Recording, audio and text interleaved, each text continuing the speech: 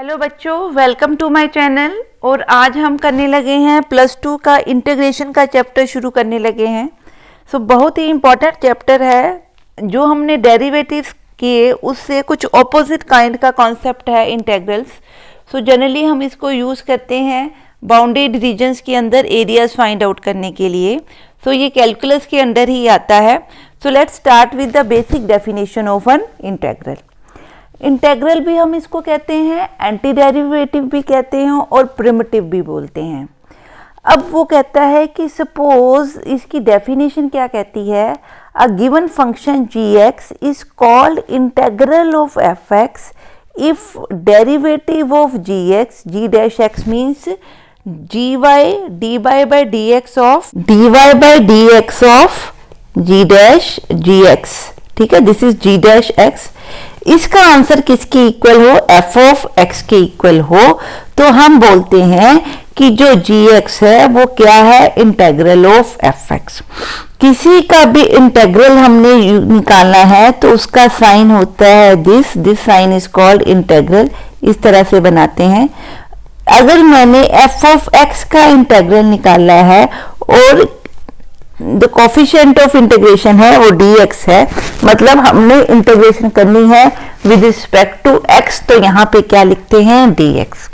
अगर मैंने इंटीग्रेशन करनी हो with respect to some other function y, तो हम क्या लिखेंगे, dy। ठीक है, जिसके कॉरस्पॉन्डिंग इंटीग्रेशन करनी है उसको हम क्या लिखेंगे, dx या dy या किसी भी और टर्म के कॉरस्पॉन्डिंग जिससे आपने इंटेग्रल फाइंड आउट करना है। इसका इंटेग्रल क्या है, इसका जो भी आंसर है वो भी कुछ ना कोई एक फंक्शन बनेगा। मान लो वो फंक्शन क्या है, g(x) है। वो कहता है कि अगर इसका आंसर g(x) है तो इसका आंसर g(x) कब बनेगा, अगर मैं g(x) का डेरिवेटिव ले लूं। तो अगर g(x) का डेरिवेटिव f(x) बन रहा है तो g(x) क्या बनेगा, इंटेग्रल ऑफ f(x). ठीक है, आई रिपीट, इसको एग्जाम्पल से करेंगे तो आपको ज्यादा समझ में आएगा। हमने क्या लिखा कि इंटेग्रल ऑफ f(x) जो है it will be equal to some function से g(x). अगर ये ऐसा होगा तो जो आपका इंटेग्रल का आंसर आया है g(x), अगर मैं उसका डेरिवेटिव लूं तो मेरा आंसर किसके इक्वल होना चाहिए, f(x) के इक्वल। इसको हम एग्जाम्पल से भी प्रूफ करेंगे। ठीक है, अकॉर्डिंग टू डेफिनेशन, अगर मैं किसी फंक्शन का डेरिवेटिव लूं और वो किसके इक्वल आ रहा है, f(x) के इक्वल आ रहा है, तो इसका मतलब उस फंक्शन जिसका डेरिवेटिव f(x) के इक्वल आ रहा है वो फंक्शन क्या है, वो इंटीग्रल का आंसर बनना चाहिए। ठीक है, यही हमारी क्या कहती है, डेफिनेशन कहती है। क्या कहती है डेफिनेशन, कि अगर मैं किसी फंक्शन का इंटीग्रल किसी एक फंक्शन के इक्वल लिख रही हूं, जो आपके इंटीग्रल का आंसर है, अगर आप उसका डेरिवेटिव निकालो तो वो इटसेल्फ क्या बनना चाहिए, वो वाला फंक्शन जिसका आप क्या निकाल रहे थे, इंटीग्रेशन। ठीक है जी, क्लियर है। सपोज अगर जैसे यहाँ पे ऊपर मैंने ये डिफाइन किया हुआ है, अगर मैं बोलूं कि suppose integral of f(x) dx g(x) plus c के इक्वल है, तो इसका डेरिवेटिव किसके इक्वल होना चाहिए, f(x) के। अगर ये इसके इक्वल है then derivative of this answer, this output should be equal to f(x). अब इसका डेरिवेटिव क्या है, ये तो कांस्टेंट है तो इसका डेरिवेटिव क्या है, g का डेरिवेटिव मतलब g'(x) हो जाएगा plus 0 is equal to f(x). ठीक है, इसका मतलब इसका डेरिवेटिव क्या बन गया, g'(x) is equal to f(x). ठीक है, इट मींस अगर आप g(x) के साथ कोई कांस्टेंट भी ऐड कर दो, कांस्टेंट c सम कांस्टेंट, इसकी वैल्यू 1 2 3 कुछ भी हो सकती है, तो इसका मतलब इसके इंटीग्रल का एक आंसर ना बनके इसके एक से ज्यादा कितने ही आंसर बन सकते हैं। जैसे सपोज अगर मैं मान लूं कि मेरे पास इंटीग्रल ऑफ x निकालना है। ठीक है, अब इंटीग्रल ऑफ x किसके इक्वल है, g(x) के इक्वल। ठीक है, अगर मैं मान लूं कि ये f(x) है, ठीक है, इसका जो भी आंसर इंटीग्रल का आएगा वो कोई फंक्शन g(x) है, तो मेरे को क्या होना चाहिए कि g'(x) जो है वो किसकी इक्वल होना चाहिए, x के इक्वल। ठीक है, मीन्स जो डेरिवेटिव है g(x) का वो किसके इक्वल होना चाहिए, x के इक्वल। अब आपको पता है कि इस फंक्शन का डेरिवेटिव x के इक्वल आएगा। अगर आप x² लोगे, x²/2 लोगे ना g(x) को, तो इसका डेरिवेटिव निकालो तो क्या बनेगा, x। ठीक है, इसका मतलब g(x) किसके इक्वल होगा इस केस में, g(x) किसके इक्वल बन रहा है, x²/2 के इक्वल। मैं अभी लिख रही हूं, g(x) किसके इक्वल बन रहा है, x²/2 के इक्वल, क्योंकि इसका डेरिवेटिव निकालो तो वो क्या बनता है, x बनता है। अगर मैं मान लूं कि g(x) x²/2 ना होके x²/2 + 16 है, ठीक है, तो इसका भी अगर आप डेरिवेटिव बच्चे निकालो तो भी इसका डेरिवेटिव क्या बन रहा है, x ही बन रहा है, मतलब f(x) बन रहा है। इसी तरह अगर मैं यहां पे कुछ भी लिख लूं, सपोज -100 लिख लूं, तो इसका भी डेरिवेटिव निकालोगे तो भी क्या बन रहा है, x। इसका मतलब जब आप किसी फंक्शन का इंटीग्रल ले रहे हो तो उसका जो आंसर है वो एक ना आकर एक से ज्यादा आ रहे हैं। इसका मतलब f का आंसर जो है वो अकेला g(x) नहीं बनेगा, इसके साथ आप कुछ भी कांस्टेंट प्लस या माइनस कर दो तो ये सारे ही इस तरह के जो आंसर्स हैं वो सारे इसके क्या बनेंगे, इस इंटीग्रेशन के आंसर्स बनेंगे। ठीक है, इसलिए हम बोलते हैं कि जो f(x) है it can have indefinite integrals. इसका मतलब कि जो f(x) है उसके कितनी ही इंटीग्रेशंस हो सकती हैं, इसलिए इसको हम क्या बोलते हैं, इनडेफिनेट इंटीग्रल्स। इसका एक छोड़ के कितने ही इंटीग्रल हैं, एक से ज्यादा। ठीक है, ये हम आगे एग्जांपल्स करेंगे तो आपको और क्लियर होगा। हाँ जी, नेक्स्ट देखते हैं। अब वो डेफिनेशन दे रहा है इनडेफिनेट इंटीग्रल की, ये हमने पढ़ ली है डेफिनेशन। सो देख लेते हैं एक बार इसको फिर। अगर f(x) कोई फंक्शन है, then the family of all anti derivatives मतलब उसके इंटीग्रल, उन इंटीग्रल्स को हम क्या बोलेंगे, इनडेफिनेट इंटीग्रल्स ऑफ f(x). कैसे डिनोट करेंगे, इंटीग्रल ऑफ, इसको बोलते हैं इंटीग्रेशन। किसका इंटीग्रल निकालना है, f(x) का। सो f(x) क्या है, इंटीग्रैंड है, जिसका इंटीग्रल निकाला है दैट इज इंटीग्रैंड।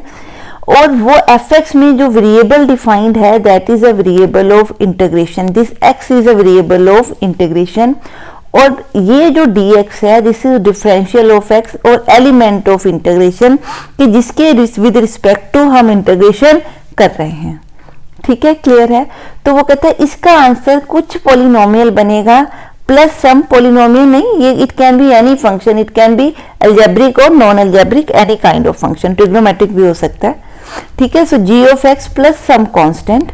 ठीक है, ये जो कांस्टेंट है this is called constant of integration. इस c की आप पॉजिटिव नेगेटिव कोई भी रियल वैल्यू ले सकते हो, c can be any real value. So इसका इंटीग्रल ओनली g(x) ना बन के g(x) प्लस c बना, और c can be any real number. तो इसका एक आंसर नहीं बना बच्चे, इसमें जैसे जैसे आप c पुट करते जाओगे ये सारे ही इंटीग्रल के क्या बनते जाएंगे, आंसर्स बनते जाएंगे। ठीक है, क्लियर है। तो ये आपका क्या है, इनडेफिनेट इंटीग्रल है। वैसे भी हम इसको क्या बोलते हैं, एंटी डेरिवेटिव बोलते हैं, मतलब डेरिवेटिव का ये एक तरह का क्या है, ऑपोजिट है। ठीक है जी, क्लियर है। अब कुछ और चीजें देखते हैं। ये हमने पढ़ लिया है इस सिंबल को, ठीक है, इसको क्या बोलते हैं। नेक्स्ट देखते हैं जी, these are being done. Next let's see. अब ये कुछ फार्मूलास उसने दिए हुए हैं, तो हम कुछ फार्मूलास के साथ उसके साथ में एग्जांपल्स करते जाते हैं। कुछ फार्मूलास ऐसे हैं जिनको हम साथ साथ में एक्सप्लेन करेंगे। हाँ जी, सबसे पहले उसने जो फार्मूला दिया हुआ है, उसने दिया है फार्मूला क्या, कि इंटीग्रेशन ऑफ xn निकालनी है। सो इंटीग्रेशन ऑफ xn किसके इक्वल है, ये वैसे हमें याद ही रखना है, x⁻n+1/n+1। अब इसका मतलब क्या है, देखिए इसका आंसर ये एफ एक्स है, ठीक है, दिस इज एफ एक्स, और ये क्या है, जी एक्स है, ठीक है। अब अगर ये जी एक्स इंटेग्रल बन रहा है तो इसका डेरिवेटिव किसके इक्वल होता है, एक्स एन के इक्वल। सो मैं इसका क्या निकाल के देखूं, डेरिवेटिव निकाल के देखूं कि इसका जो इंटेग्रल की आउटपुट है, जो इंटेग्रल का रिजल्ट है, इसका रिजल्ट के साथ हम सी कांस्टेंट है ना, तो सी का डेरिवेटिव क्या हो जाएगा, 0। इसलिए सी हमें सबके साथ ही लगाना पड़ता है, क्योंकि जब आप एंटी डेरिवेटिव से डेरिवेटिव लेते हो ना, तो जो कांस्टेंट डेरिवेटिव में 0 हो जाता है, तो उसको हम यहाँ पे क्या करते हैं, शो करते हैं, ठीक है, एंटी डेरिवेटिव निकालते हुए। जब आप इसका डेरिवेटिव निकालोगे तो बेटे इसका डेरिवेटिव देखो क्या बना, x raise to power n, ये किसके इक्वल है, इसके इक्वल, दैट इज मतलब किसके इक्वल, एफ ऑफ एक्स के इक्वल, ठीक है। सो यहां से प्रूव हो गया कि इसका इंटेग्रल किसके इक्वल है, इसके इक्वल। इसको याद करने का तरीका क्या है कि जब आप डेरिवेटिव निकालते हो x raise to power n का, तो आप क्या करते हो, पावर में से 1 माइनस करते हो, और जो पावर होती है, जो पहले पावर होती है, उसके साथ क्या करते हो, मल्टीप्लाई करते हो। अब इस केस में जब आप इंटेग्रल निकालोगे तो प्लस सी तो हर एक के साथ लिखना ही लिखना है, this is the coefficient of integration, constant of integration. और यहाँ पे x में माइनस कर रहे हो डेरिवेटिव में, यहाँ x में हमने क्या करना है, प्लस, यहाँ पे जो m है मल्टीप्लाई में आ रहा है, पर चेंज करने से पहले यहाँ पे वैल्यू क्या आएगी, डिवाइड में आएगी, पर कब, चेंज करने के बाद, मतलब क्या आंसर बनेगा, x raise to power n plus 1 over n plus 1 plus c. So this is the value of the integration. Next देखो दिया हुआ है कि integration of 1 by x is equal to log e default आपको पता ही होता है, mod of x. Mod of x हमने इसलिए लिखा क्योंकि लॉग के अंदर जो वैल्यू होती है एक्स, वो हमेशा क्या होती है, पॉजिटिव वैल्यू। अगर यहाँ नेगेटिव भी दिया है तो हमने यहाँ पे सिर्फ उसकी क्या लेनी है, पॉजिटिव वैल्यू। जैसे अगर log of 1 bye minus 2x लिखा है तो मैं इसका आंसर लॉग ऑफ -2 नहीं लिखती, मैं क्या करती हूँ, माइनस कॉमन निकाल लेती हूँ और क्या लिखती हूँ, mod of absolute of 1 minus 1/2। तो इसका इंटीग्रल क्या बनेगा आपका, लॉग ऑफ 2 या मॉड ऑफ 2। ठीक है जी, क्लियर है। तो इस तरह से हम इंटीग्रल लेते हैं, क्योंकि लॉग के अंदर वैल्यू क्या है, नेगेटिव अलाउड नहीं होती, इसलिए हम यहाँ क्या लिखते हैं, मॉड लिखते हैं। ठीक है, अब हमें पता है कि अगर आप लॉग का डेरिवेटिव लेते हो तो आंसर क्या आता है, 1/x। ठीक है, लॉग का डेरिवेटिव लेते हो तो आंसर क्या आता है, 1/x। इसका मतलब अगर मेरे पास इसका इंटीग्रल हो, ठीक है, इसका क्या कर रहे हैं, इंटीग्रल कर रहे हैं, एंटी डेरिवेटिव है ना, इसका मतलब अगर मैं इंटीग्रल कर रही हूँ 1/x का, तो मैं क्या कह रही हूँ, c आपका क्या है, कांस्टेंट, इंटीग्रेशन का कांस्टेंट, और 1/x का आप देखो किसका डेरिवेटिव, आपने ये चेक करना है कि 1/x किसका डेरिवेटिव हो सकता है। 1/x किसका डेरिवेटिव होता है, log x का। इसका मतलब यहाँ पे क्या है, g of x is equal to log mod x, इसलिए लिखा है क्योंकि यहाँ x पॉजिटिव और नेगेटिव दोनों हो सकते हैं, पर log में x क्या लेना है, पॉजिटिव। अब अगर ये g ऑफ x है आपका, तो इसका डेरिवेटिव किसके इक्वल होना चाहिए, 1/x के। ये हम बार बार नहीं करेंगे, पहली बार आप इंटीग्रेशन कर रहे हो, इसलिए ये हम एक बार करके देख रहे हैं। तो it means log of mod x plus c का अगर आप डेरिवेटिव निकाल लो तो x हमेशा पॉजिटिव लेंगे, तो it will be 1/x which is equal to f of x। इसलिए हम इसका इंटीग्रेशन ये लिख रहे हैं। जैसे जैसे आप सम करते जाओगे आपको ये कॉन्सेप्ट क्या होते जाएंगे, क्लियर होते जाएंगे। हाँ जी, नेक्स्ट सम देखिए। नेक्स्ट उसने दिया है integration of e raise to power x dx। अब हमें पता है कि किसका derivative e raise to power x होता है, e raise to power x का अगर आप डेरिवेटिव ले लो तो उसका आंसर क्या बनता है, e raise to power x। ठीक है, क्लियर है। सो अगर मैं e raise to power x plus c, ये आउटपुट है आपकी, ये gx बन रहा है एक तरह का, इसका डेरिवेटिव लूं तो आंसर क्या बन रहा है EX, और EX क्या है f ऑफ x भी है, तो ये क्या बन गया f ऑफ x। ठीक है, इसलिए EX की इंटीग्रेशन क्या होगी EX प्लस C। हाँ जी, आई होप कि ये कॉन्सेप्ट आपको क्या है क्लियर है। नेक्स्ट देखिए integration e raise to power x dx। पहले तो हाँ जी हमें पता है कि अगर मैं डेरिवेटिव लूं a raise to power x का तो आंसर आता है ax into log a, but अगर मैं इंटीग्रेशन लूं a raise to power x की तो आंसर रहेगा a raise to power x, जो लॉग मल्टीप्लाई हो रहा था अब वो क्या होगा डिवाइड होगा। ये निकलेगा कैसे मैं आपको बताती हूँ। मैं कह रही हूँ इसका आंसर इसके इक्वल है।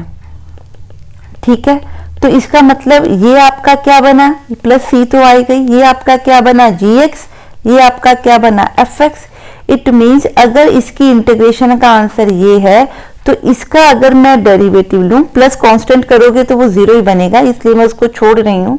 सो अगर मैं इसका डेरिवेटिव लूं, ठीक है, तो मेरा क्या बनना चाहिए fx बनना चाहिए।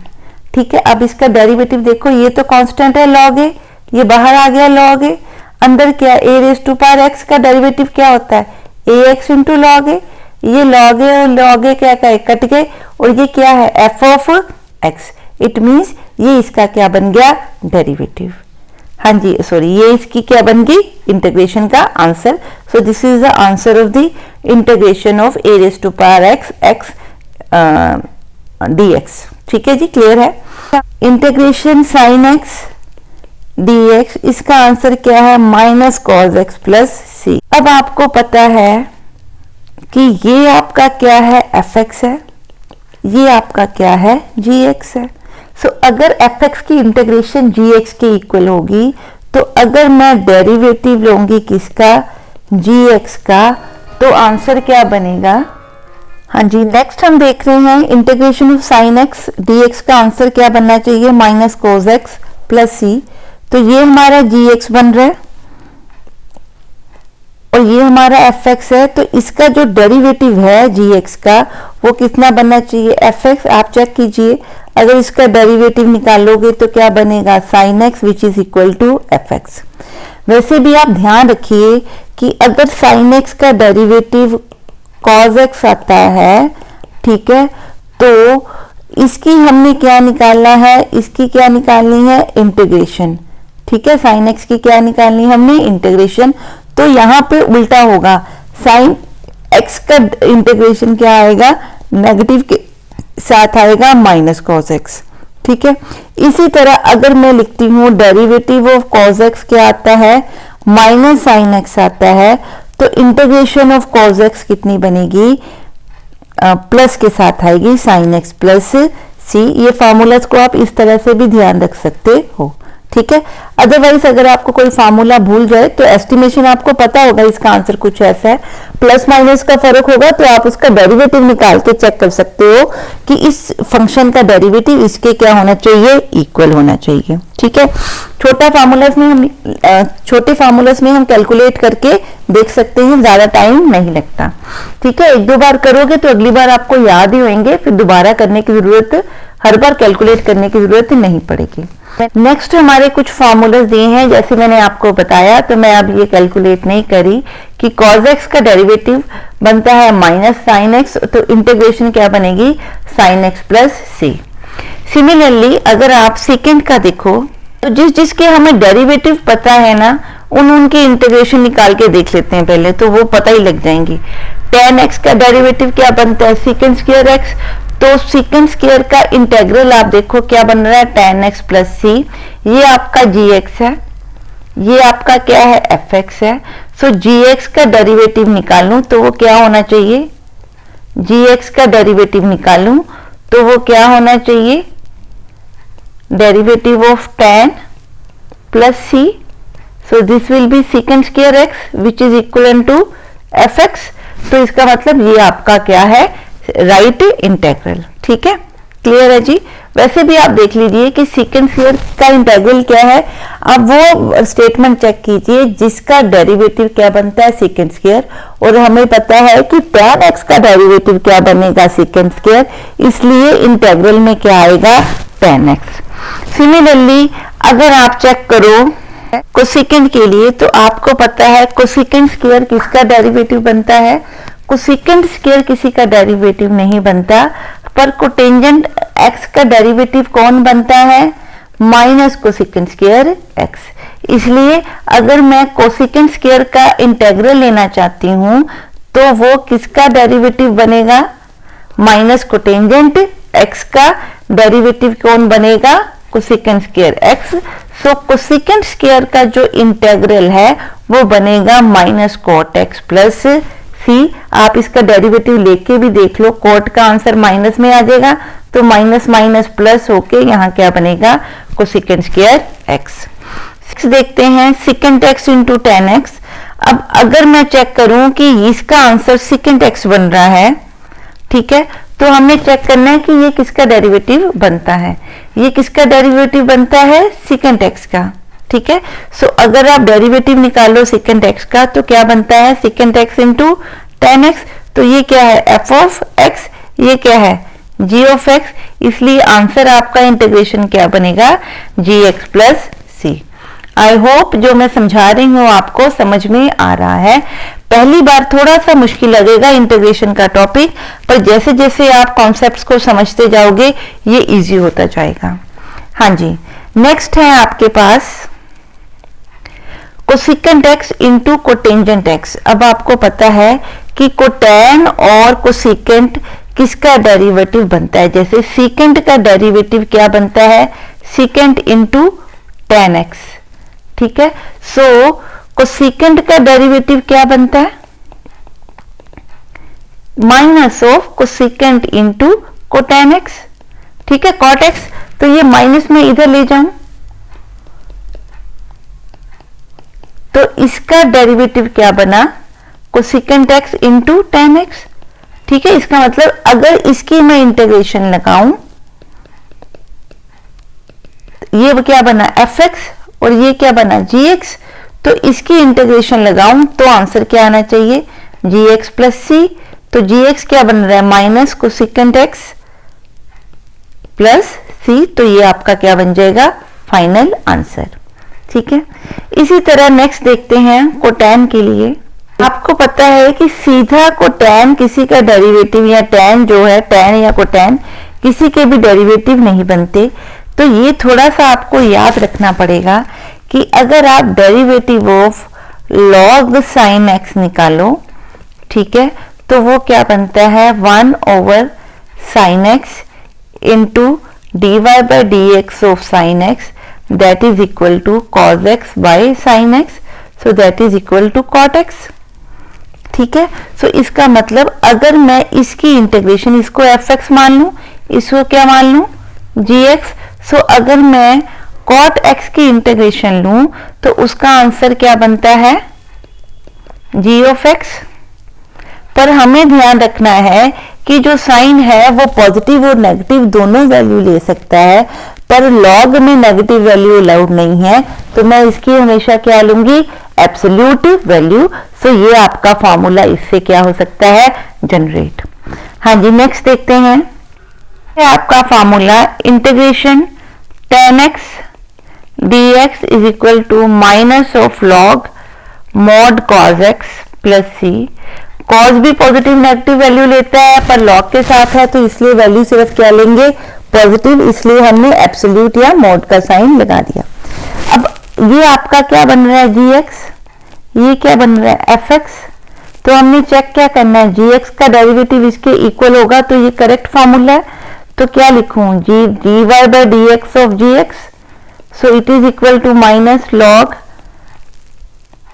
कॉज एक्स प्लस सी का डेरिवेटिव, ठीक है। तो ये क्या बना माइनस कॉज पॉजिटिव लेंगे तो क्या बनेगा log cos x, derivative of cos x क्या आएगा माइनस साइन एक्स प्लस 0, तो क्या बना sine x over cos x that is equal to tan x, ठीक है। इसका मतलब टेन एक्स किसके इक्वल है एफ ऑफ x के इक्वल, सो ये जो हमने फॉर्मूला लिखा है इंटीग्रल का, this is the correct formula. ठीक है, इस तरह से कुछ और फॉर्मूलास हैं हमारे पास, ये हम नेक्स्ट डिराइव करेंगे जब इसके साथ के हम क्वेश्चंस करेंगे। अभी जितने हमने फॉर्मूलास किए हैं उसके साथ के कुछ क्वेश्चंस को हम क्या करते हैं, ट्राई करते हैं। ठीक है, तो पहले ये जितने भी क्वेश्चन हमने दिए हैं बच्चे, ये x रेज टू पावर में हैं। हमने फॉर्मूला पढ़ा है कि integration x raise to power n dx का आंसर क्या है, x raise to power n plus 1 over n plus 1 plus क्या है c। ये फॉर्मूले के साथ, इस फॉर्मूला के साथ हम इनको सॉल्व करेंगे। So integral x raise to power 4 dx में n की वैल्यू कितनी आ रही है, 4। ठीक है, तो ये बना मेरा x raise to power n plus 1 divided by 4 plus 1, that is plus क्या बनेगा, कांस्टेंट ऑफ इंटीग्रेशन वो लगाना जरूरी है, वो छोड़ना नहीं है।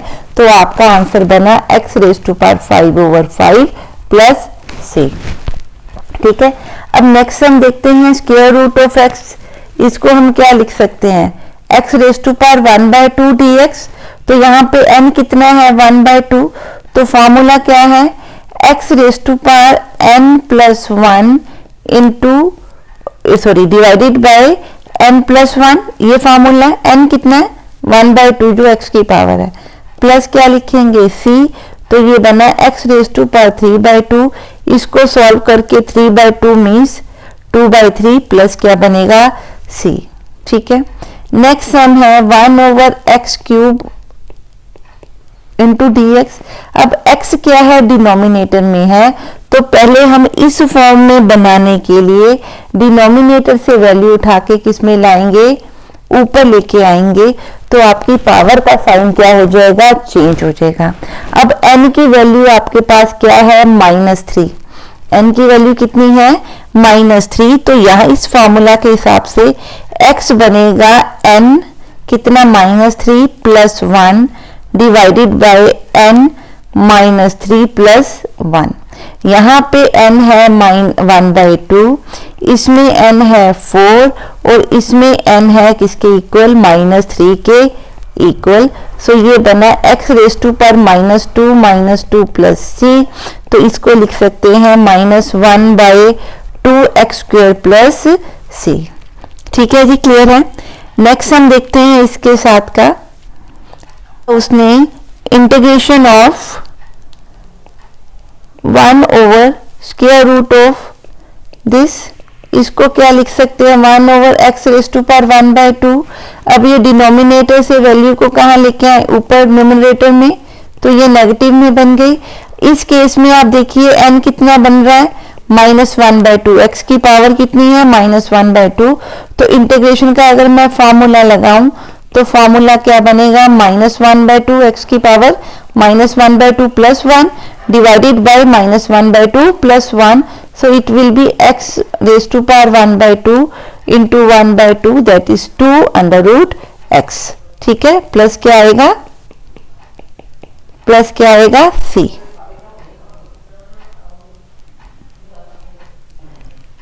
ठीक है जी, क्लियर है। तो ये आपका क्या बन गया, आंसर। ठीक है, नेक्स्ट क्वेश्चन देखते हैं। हाँ जी, नेक्स्ट क्वेश्चन उसने दिया है log a raise to power 3 log a of x dx। हमने log ax का फॉर्मूला तो किया हुआ है, क्या आता है, a raise to power x divided by log a, पर हमने इस तरह का कुछ नहीं किया। कोशिश करूं मैं इसको अगर कुछ सॉल्व करने की, तो क्या मैं 3 log ax को इस तरह से लिख सकती हूँ। देखिए ये अलाउड है ना, इसमें तो कोई प्रॉब्लम नहीं है, हमने log पढ़ा हुआ है +1 में। सो ये क्या है, ये 3 कहाँ चलेगा, x की पावर में। तो मैंने यही अप्लाई किया किसके ऊपर, इस इक्वेशन के ऊपर। तो ये बना a log ax cube d of x। अब जब ये दोनों आपस में सेम होते हैं तो ये और ये आपके क्या हो जाते हैं, कट गए।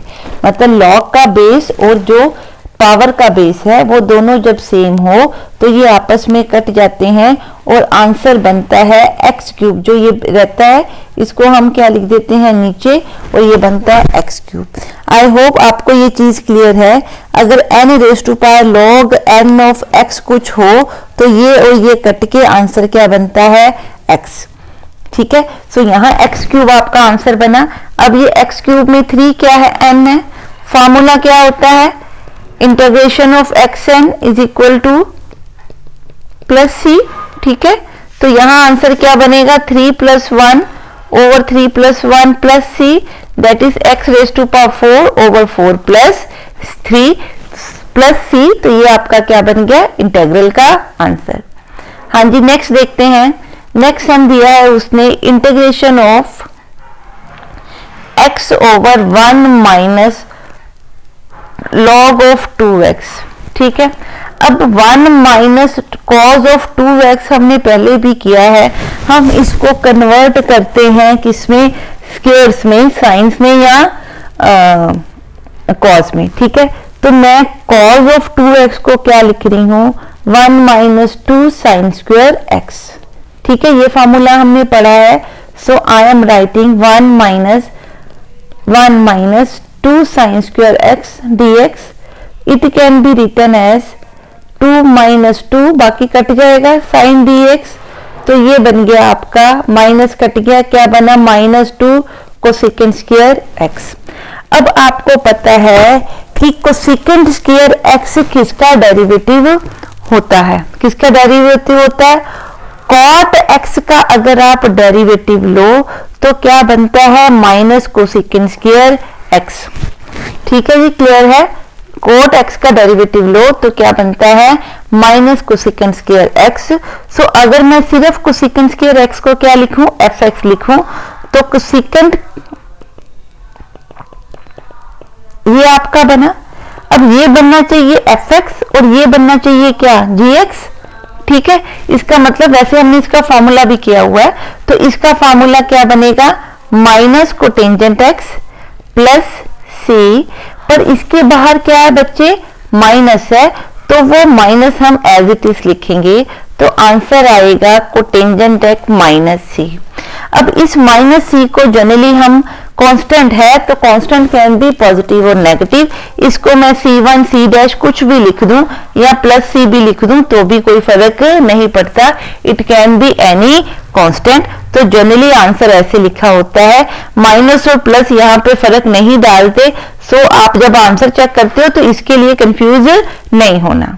ठीक है जी, क्लियर है। नेक्स्ट हम देखते हैं।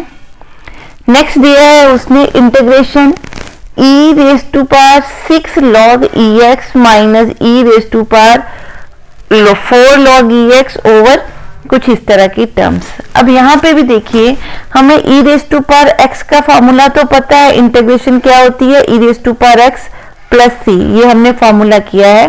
तो यहाँ पे 6 है, log है, तो मैं कोशिश करूं इसको सॉल्व करने की। तो मैं चेक कर रही हूँ e raise to power 6 log ex। ये 6 हम कहाँ लेके जा सकते हैं, यहाँ पे, क्योंकि आपको पता है कि m log n का आंसर क्या होता है, log n raise to power m। So मैं इसको क्या लिख सकती हूँ, e raise to power log e x raise to power 6। ये वाली वैल्यू और ये बेस आपका log का क्या होता है, जब सेम होता है तो ये कट जाते हैं, आंसर क्या बनता है, x रेज टू पावर 6। तो इस टर्म का answer x raise to power 6 है। सिमिलरली जब आप इसको आप करोगे तो इसका भी आंसर आप क्या लिख सकते हो, log e x raise to power 4, ये ऊपर चला गया, ये आपस में कट गए, आंसर क्या बना, x raise to power 4। Similarly इसका भी आंसर क्या बनेगा, x रेज टू पावर 4। ये वाली टर्म देखते हैं, इसको कैसे लिखा हुआ है, log e x, तो ये 2 ऊपर चला जाएगा log के अंदर पावर में, तो ये इस तरह से बन गया, ये आपस में कट के आंसर क्या बना, x स्क्वायर। सो ये एक्सप्रेशन जो है हमारा बना, the expression becomes x raise to power 6 minus x raise to power 4 over x raise to power 4 minus x square. ठीक है, ये बन गया इंटू dy बाई dx। तो ये आप अगर एक्स स्क्वायर कॉमन निकाल दो या x4 ऊपर से कॉमन निकाल दो तो क्या बना, x square minus 1 over x square minus 1। ठीक है, इस तरह से बन जाएगा। यहां से x4 कॉमन आ गया और यहां से एक्स स्क्वायर कॉमन आ गया, ये आपस में कट गए। ठीक है जी, क्लियर है, ये आपस में कट गए तो बचा क्या, x square into D x. और यहाँ पे x क्या है, 2 क्या है, n। कौन सा फार्मूला लगा रहे हैं, ये वाला फार्मूला हम क्या कर रहे हैं, अप्लाई कर रहे हैं इसके ऊपर। ठीक है, तो आंसर क्या बनेगा, x raise to power 2 plus 1 divided by 2 plus 1 plus c, so your final answer will be equal to 3 plus c. This will be the final answer of your question. ठीक है, आई होप कि जो आपको integration का basic chapter है, basic concept है, वो clear हुआ होगा। इसके कुछ क्वेश्चंस हम अब नेक्स्ट वीडियोस में करेंगे। अगर आपको ये वीडियो पसंद आई है तो आप वीडियो को लाइक करें, अपने फ्रेंड्स के साथ शेयर करें, चैनल को प्लीज सब्सक्राइब करें। अगर आपको इसमें कुछ भी डाउट है, आपको इंटीग्रेशन का कॉन्सेप्ट नहीं क्लियर हुआ, तो आप मेरे को कमेंट सेक्शन में लिख सकते हैं। मैं आपको इसकी एक और वीडियो या और एग्जांपल्स के साथ इसको क्लियर कर दूंगी। ठीक है, till then bye bye, thank you and have a nice day.